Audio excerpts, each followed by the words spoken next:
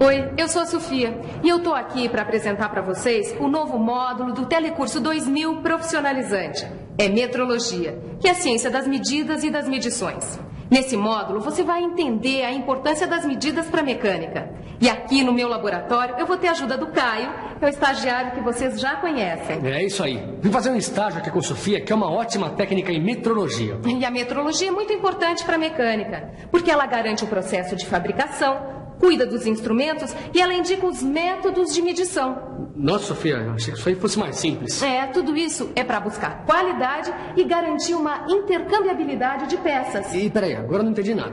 Explica isso aí direito, vai. É o seguinte, imagina um carro importado rodando no Brasil e que de repente ele precise de um pistão novo.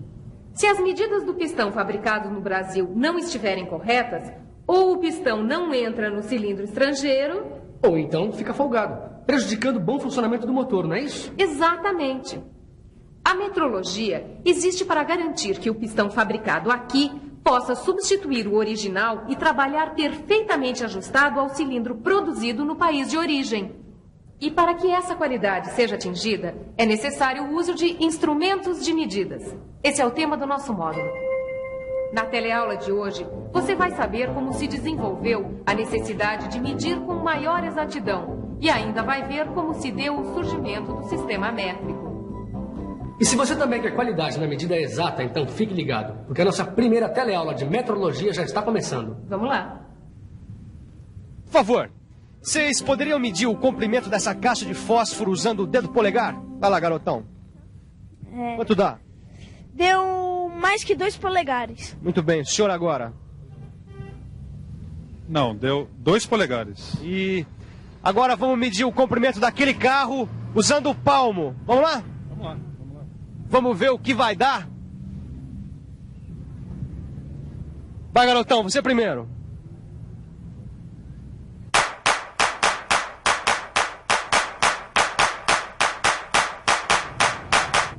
Quanto deu? 25 palmos. 25 palmos. Senhor, por favor.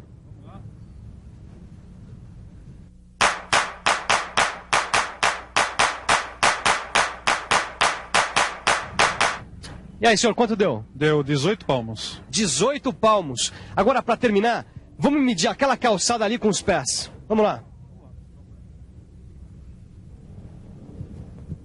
Então, nós vamos medir essa calçada daquela ponta até aquela. Garota, é com você.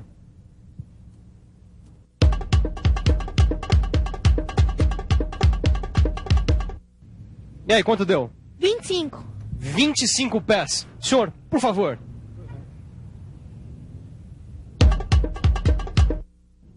Quanto deu? Para mim, a largura da calçada deu 19 pés. 19 pés. Como você está vendo, medir desse jeito não é prático, nem tão pouco preciso. Só que era assim que o homem fazia até há bem pouco tempo atrás. Ele usava o próprio corpo humano como padrão. Foi assim que surgiram a polegada, o palmo, o pé, a jarda, a braça e o passo. Polegada, palmo, o nosso pé, jarda,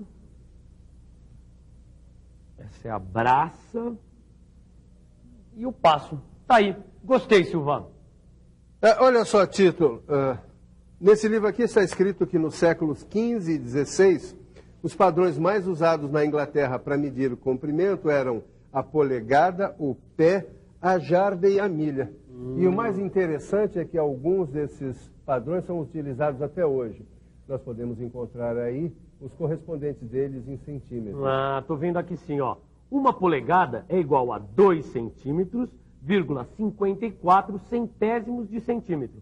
Um pé é igual a 30 centímetros, 48 centésimos de centímetros. E uma jarda é igual a 91 centímetros, 44 centésimos de centímetros. Titão, olha aqui uma coisa. Mas o que é isso, Silva? A Bíblia? A gente vai rezar agora? Que rezar, Titão. Eu estou querendo te mostrar que a preocupação do homem com as medidas é muito antiga. Tão antiga que aqui na Bíblia nós vamos encontrar o primeiro registro de uma medida definida. Não, mas por que foi aparecer uma medida aí na Bíblia? por causa da construção da arca. O Criador mandou que Noé construísse uma arca com certas dimensões, usando como padrão o côvado. O côvado equivale a 3 palmos, o que dá mais ou menos 66 centímetros. Mais ou menos 66 centímetros? Isso é na medida que se apresenta, Sofia? Olha, como cada corpo é diferente do outro, então as medidas deviam variar demais, né? Isso que você está falando, Caio, tem a ver com a padronização. Se a medida do corpo varia de uma pessoa para outra, não existe uma medida oficial. Pois é. Tu já imaginaste como é que seria a mecânica sem medidas padronizadas? Isso nem dá para imaginar. Pois é. Os antigos já tinham percebido isso e, de alguma maneira, eles buscaram um jeito de encontrar essa padronização. Por isso, todas essas unidades eram baseadas no corpo do rei e tinham de ser respeitadas por quem realizasse medições naquele reino. O problema é que, se o rei morresse, mudavam todas as medidas, né? Para evitar problemas assim, os antigos egípcios criaram um padrão único para a medida deles, que era o cúbito. O cúbito era igual à distância do cotovelo à ponta do dedo médio. Mas, de novo, o corpo como referência? Só que, desta vez, ao invés do corpo, eles utilizaram barras de pedra com o mesmo comprimento em suas medições. Foi aí que surgiu o cúbito padrão. O problema é que o cúbito padrão em barra de pedra não era um instrumento muito prático para ser usado numa construção. Por isso, foram gravados comprimentos equivalentes ao cúbito padrão nas paredes dos principais templos egípcios. Assim, cada um podia conferir periodicamente o tamanho da sua barra e ficava mais fácil construir uma pirâmide. E foi exatamente o que os franceses fizeram com a toesa no século XVII. Toesa era a unidade de medida linear usada na França. Olha, esse livro aqui conta que eles materializaram a toesa em uma barra de ferro com 2 pinos nas extremidades e chumbaram essa barra na parte externa do Grand Châtelet, em Paris. Ah, pelo jeito assim, ficava à disposição de quem quisesse aferir os seus instrumentos. Mas, Silva, quanto é que valia uma toesa? A toesa equivalia a 6 pés, o que dá mais ou menos 182 centímetros e 9 décimos de centímetro. Pelo jeito, desde aquela época, os franceses sacaram a importância de se ter uma medida padrão. Aí pegaram e chumbaram a barra na parede. Pois é, e nem assim eles resolveram o problema. É que o material se desgastava com o passar do tempo e o padrão teve que ser refeito. E para que não fosse mais preciso refazer esse padrão, com o tempo surgiu um movimento procurando criar uma unidade natural. Como assim natural? O que se queria era adotar uma unidade que fosse encontrada na natureza e facilmente copiada, criando assim um padrão de medida.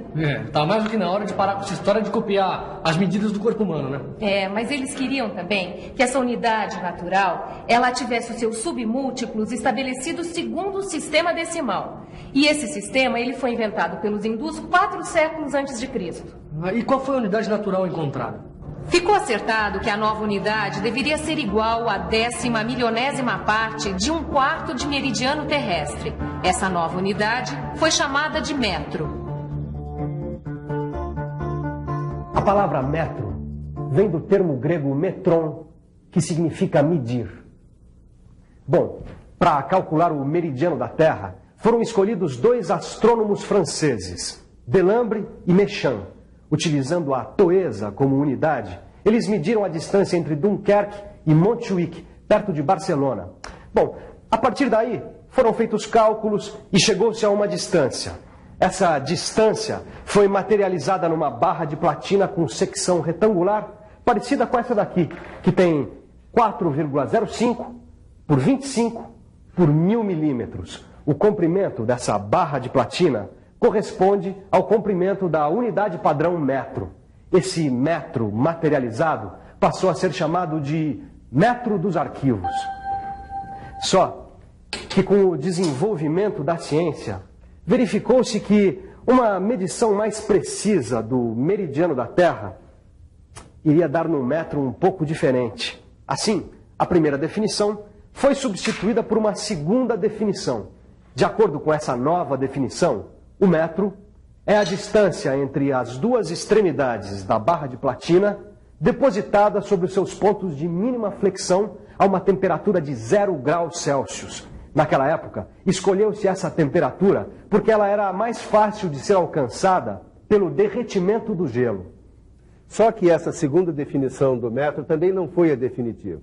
Como o avanço científico provocou exigências tecnológicas maiores, logo viram que o metro dos arquivos apresentava alguns inconvenientes. Que tipo de inconveniente, Silva?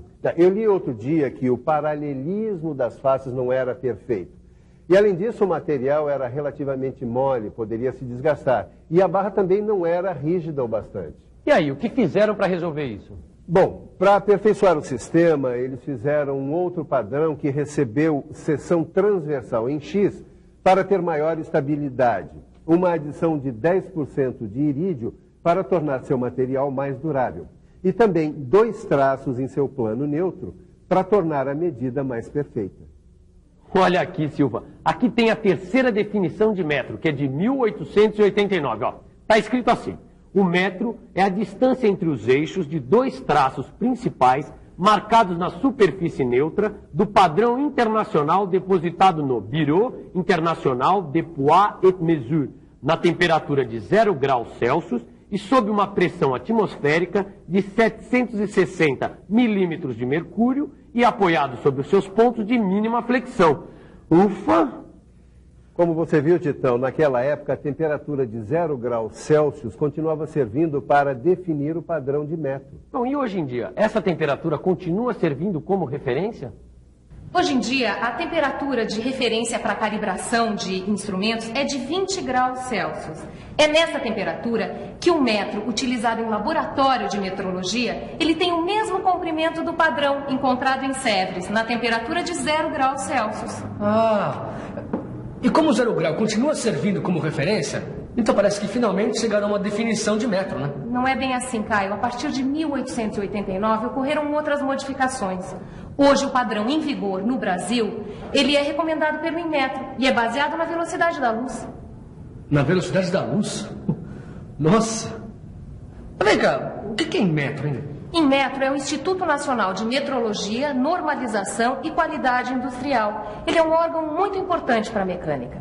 E adotou o metro como sendo o comprimento do trajeto percorrido pela luz no vácuo, durante o intervalo de tempo de 1, dividido por 299.792.458 avos do segundo. Só que todas essas definições, elas apenas estabeleceram com uma maior exatidão o valor de uma mesma unidade que é o metro. Mas para que tanta exatidão, Sofia? Ora, porque a metalmecânica trabalha com tolerância mínima. Tolerância, diferença máxima admitida entre um valor especificado e obtido.